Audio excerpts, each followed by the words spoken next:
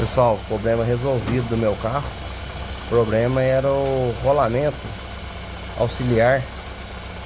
Troquei a peça. Resolveu o problema de bateção de corrente aqui. Eu achei que era corrente comando, mas não era não, era rolamento, que nem o pessoal falou no grupo aí.